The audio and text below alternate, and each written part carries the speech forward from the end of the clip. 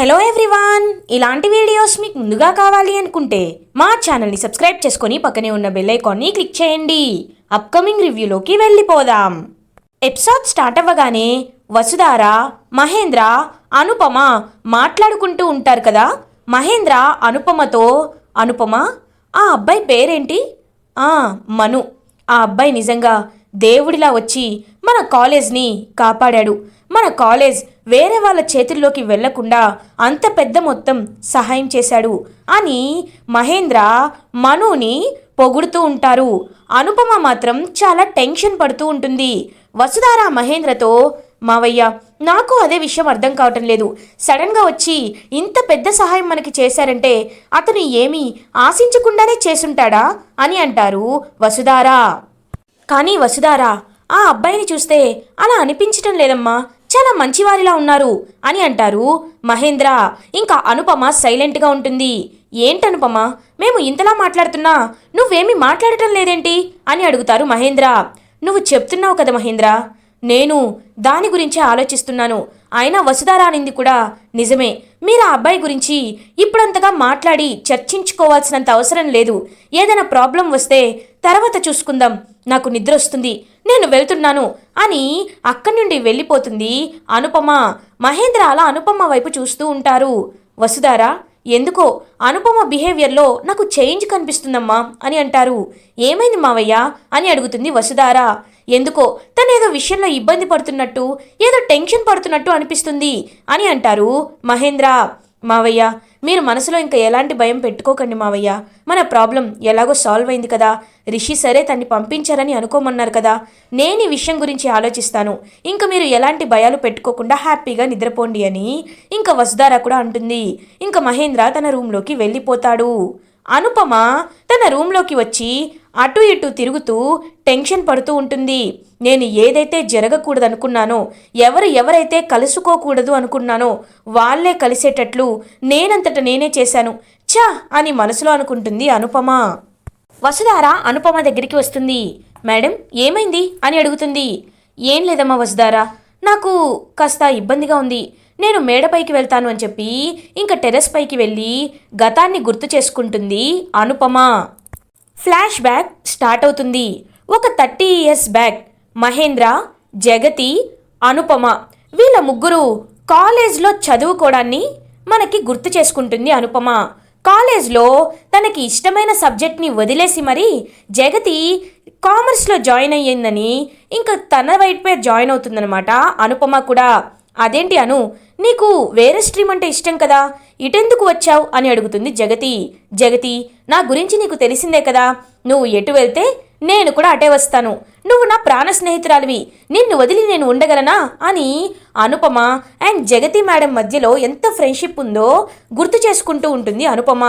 అదే టైంకి ఇంకా మహేంద్ర అలా కాలేజ్ లోపలికి నడుచుకుంటూ వస్తూ ఉంటారు. మహేంద్ర వైపు జగతి మేడం ప్రేమగా చూస్తూ ఉంటారు, ఇటువైపు అనుపమ కూడా ప్రేమగా చూస్తూ ఉంటారు. అనుపమకి ముందు నిండే మహేంద్ర తెలుసు. హాయ్ మహేంద్ర, ఏంటి వెళ్ళిపోతున్నావు అని అడుగుతుంది. ఏం లేదను, క్లాస్కి టైం అయింది కదా, మీరేంటి ఇక్కడున్నారు అని అడుగుతారు. జగతి మేడం మాత్రం ఏమీ మాట్లాడకుండా అలా సైలెంట్గానే ఉంటారన్నమాట. ఇంకా అలా జగతి మేడం వీళ్ళు క్లాస్కి వెళ్ళడం, ఇంకా వాళ్ళ మధ్యలో ఫ్రెండ్షిప్ బిల్ట్ అవ్వడం, జగతి మేడం, అనుపమ, మహేంద్ర వీళ్ళు చాలా బెస్ట్ ఫ్రెండ్స్ అవ్వడం కూడా జరిగిపోతూ ఉంటుంది. ఇంకా కాలక్రమేణా ముగ్గురు వైజాగ్కి వెళ్ళడం, వైజాగ్ చెట్లపైన జగతి, మహేంద్ర, అనుపమ అని ముగ్గురు పేర్లు చెక్కడం, ఇదంతా మనకి సరదాగా జరిగిపోతూ ఉంటుంది. ఒకరోజు అనుపమ జగతి మేడంని అడుగుతారు. జగతి, ఏంటి డల్గా ఉన్నావు అని అంటారు. ఏం లేదు అను, ఏం లేదు అని కవర్ చేస్తుంది. ఏయ్, నువ్వు నా దగ్గర ఏ విషయాన్ని దాచలేవు, నాకు అర్థమైంది.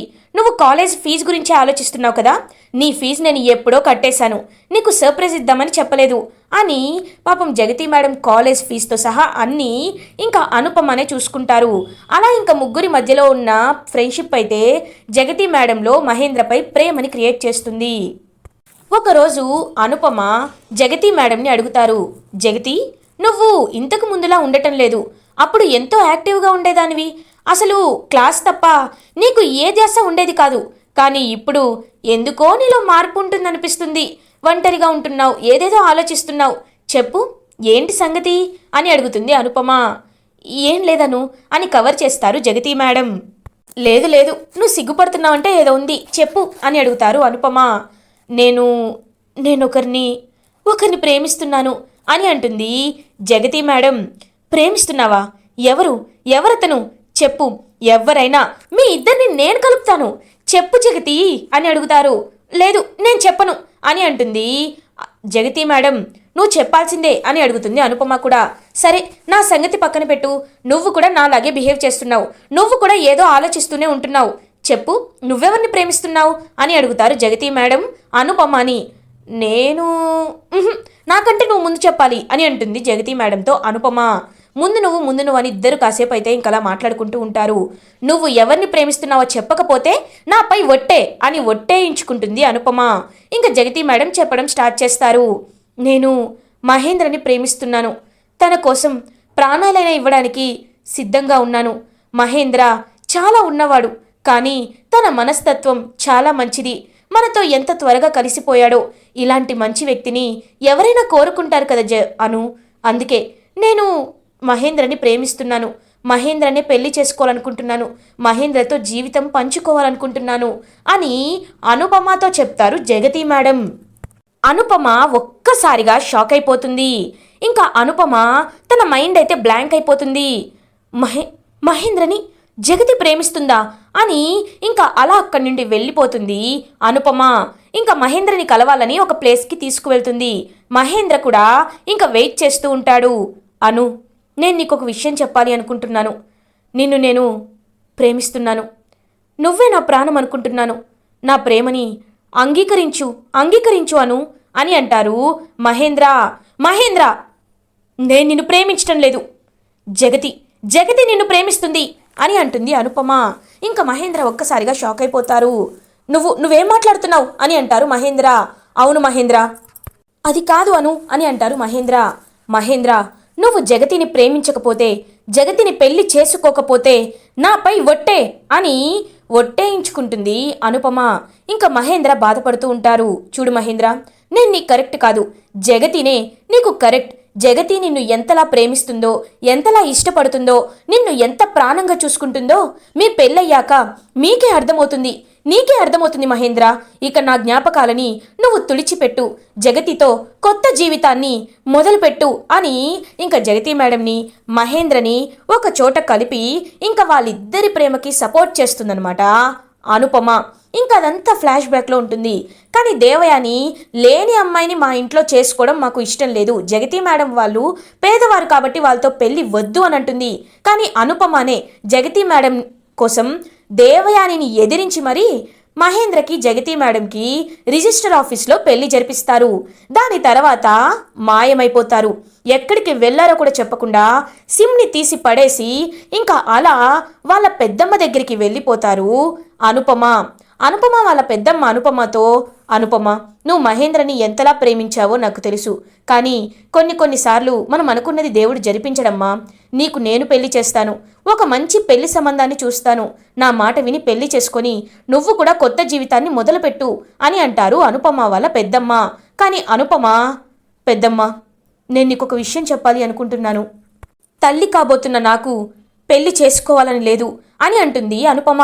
ఒక్కసారిగా షాక్ అయిపోతుందనమాట ఇంకా అనుపమ వాళ్ళ పెద్దమ్మ.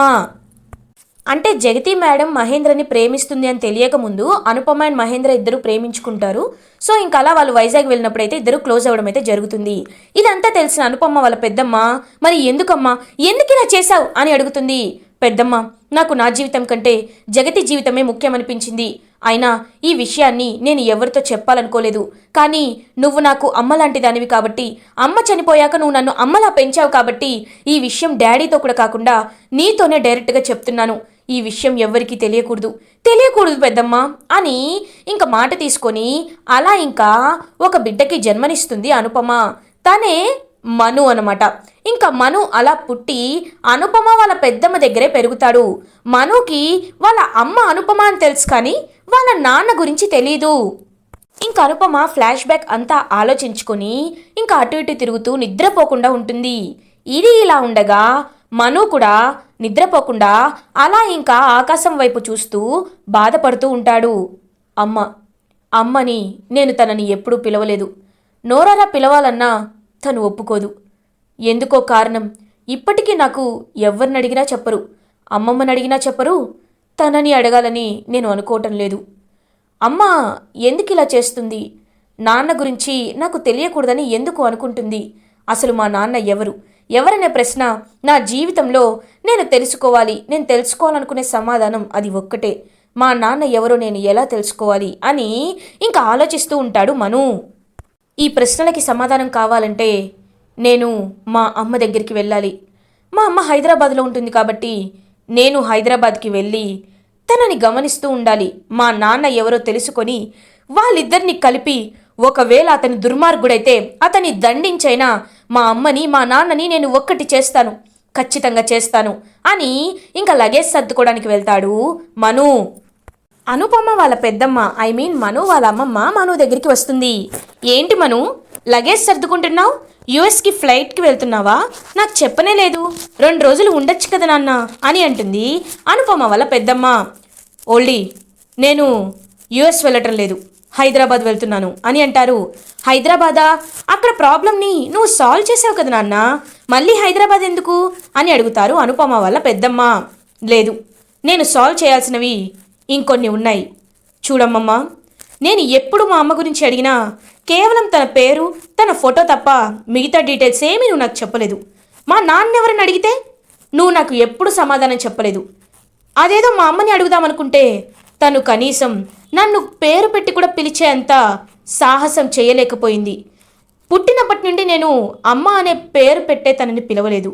అలాంటిది మా అమ్మ అక్కడ ఉంటే నేను తనకి తోడుగా ఉండాలి. అది మాత్రమే కాదు, మా అమ్మ మా నాన్నని అసలు వాళ్ళు ఎలా విడిపోయారు, అసలు మా నాన్న ఎవరు, మా నాన్న ఎక్కడ ఉన్నాడు, అసలు ఏమయ్యాడు, ఈ విషయాలన్నీ తెలుసుకోవడానికే నేను బయలుదేరుతున్నాను. మంచివాడైతే మా అమ్మని నాన్నని కలిపి ఇంటికి తీసుకువస్తాను, చెడ్డవాడైతే వాణ్ణి శిక్షిస్తాను. బయలుదేరుతున్నానమ్మమ్మ, నీ ఆశీర్వాదం నాకు కావాలి అని ఇంక చెప్తున్నా వినకుండా వెళ్ళిపోతాడనమాట మను హైదరాబాద్కి. ఇంక అనుపమ వాళ్ళ పెద్దమ్మ మనసులో అనుకుంటుంది, ఈ విషయాన్ని అనుపమతో చెప్పకూడదు. ఇప్పటికైనా తన జీవితం బాగుపడే లక్షణాలు కనిపిస్తున్నాయి. చిన్నప్పుడు పాపం తన ప్రాణ స్నేహితురాలు జగతి కోసం తన జీవితాన్నే త్యాగం చేసింది అనుపమ. ఇప్పుడు మళ్ళీ అలాంటి త్యాగం చేయడానికి సిద్ధపడుతుంది. ఇప్పటికైనా తను మహేంద్రని పెళ్లి చేసుకొని వాళ్ళిద్దరూ సంతోషంగా ఉంటే చాలా బాగుంటుంది అని మనసులో అనుకుంటారు ఇంకా అనుపమ వాళ్ళ పెద్దమ్మ. ఇది ఇలా ఉండగా మార్నింగ్ అవుతుంది. ధరణి అప్పుడే నిద్రలేస్తుంది. కళ్ళు తెరిచి చూడగానే శైలేంద్ర కాఫీ కప్తో ధరణి ముందుంటాడు. ఆ అని గట్టిగా అరుస్తుంది ధరణి. హే ధరణి, ఎందుకు అరుస్తున్నావు అని అడుగుతాడు శైలేంద్ర. ఏవండి, మీరేనా అని అడుగుతుంది ధరణి. అదేంటి అంతలా షాక్ అవుతున్నావు? నేనా ధరణి, ఇదిగో నీ కోసం కాఫీ కూడా చేసి తీసుకువచ్చాను, తీసుకో అని అంటాడు శైలేంద్ర. కాఫీ మీరు చేయడం ఏంటండి? నేనే కదా చెయ్యాలి, అయినా మీరింత పొద్దునే అని చెప్పి షాక్ అయిపోతుంది ధరణి.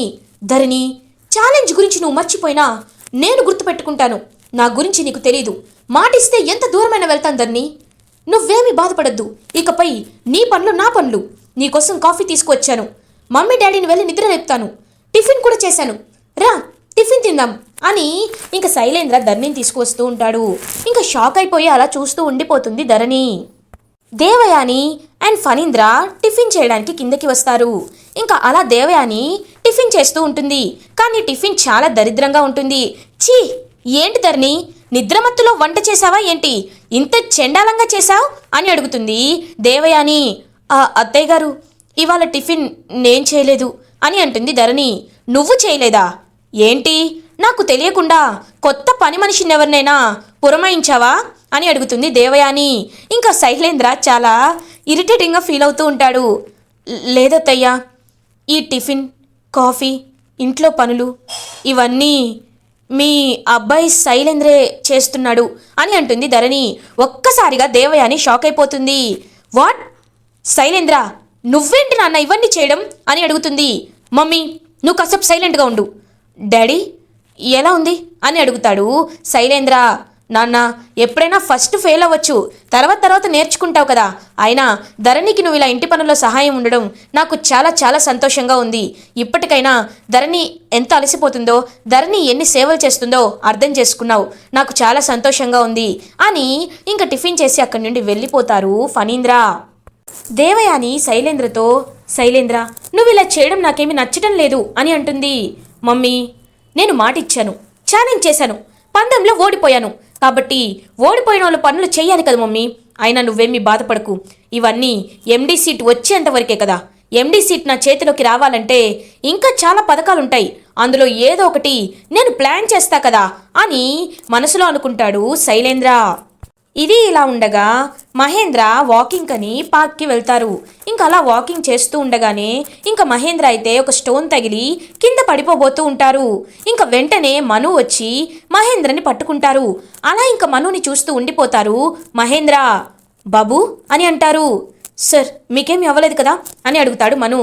నాకేం కాలేదు బాబు, నువ్విక్కడ అని అంటారు. చిన్న పనుండి హైదరాబాద్ వచ్చాను సార్ అని అంటాడు మను. అవునా, నిజంగా నిన్ను చూస్తుంటే నాకు ఎందుకో తెలియదు బాబు, చాలా హ్యాపీగా అనిపిస్తుంది. ఇంతకీ నువ్వు ఎక్కడుంటున్నావు అని అడుగుతారు. దగ్గరలో హోటల్ ఉంది కదా, అక్కడే ఉంటున్నాను అంకుల్. నేను వాకింగ్ చేయడానికి మంచి ప్లేస్ని వెతుకుతున్నాను, ఇంతలోపు మీరు కనబడ్డారు అని అంటాడు మను. నువ్వేమీ అనుకోకపోతే మా ఇంట్లో ఉండొచ్చు కదా, ఎందుకంటే మా కాలేజ్కి సహాయం చేశావు, మమ్మల్ని ఆదుకున్నావు, నీకు ఆతిథ్యం ఇవ్వడం మా మర్యాద మను. నువ్వేమీ అనుకోకపోతే మా ఇంట్లో ఉండొచ్చు కదా అని అడుగుతారు మహేంద్ర. అంటే మీకు ఇబ్బంది అవుతుందేమో సార్ అని అంటాడు మను. మాకెలాంటి ఇబ్బంది ఉండదు, రా వెళ్దాం, నేను మా ఇంటికి తీసుకువెళ్తాను అని ఇంక తీసుకువెళ్తారు. కనీసం ఒక కప్పు కాఫీ అయినా తాగి వెళ్ళు అని చెప్పి ఇంకా మనునైతే మహేంద్ర ఇంటికి తీసుకువెళ్తారు. అనుపమ నార్మల్ అయిపోతుంది. మహేంద్ర ఇంటికి వచ్చావా, త్వరగా ఫ్రెష్ అయ్యరా, కాఫీ ఇస్తాను అని అనుపమ గొంతు వినపడుతుంది. ఇంకా అలా చూస్తూ ఉంటాడనమాట మను. ఇంకా కిచెన్లో నుండి హాల్లోకి వచ్చి చూసేసరికి అక్కడ మహేంద్ర పక్కన మను ఉంటాడు. ఒక్కసారిగా షాక్ అయిపోతుంది అనుపమ. అను ఏంటి అలా చూస్తూ ఉండిపోయావు, వెళ్ళి మనుకు కూడా కాఫీ తీసుకురా అని అంటారు. వసుధార కూడా ఇంకప్పుడే కాలేజ్కి వెళ్ళడానికి రెడీ అయ్యి బయటికి వస్తుంది. మనుని చూసి షాక్ అయిపోతుంది.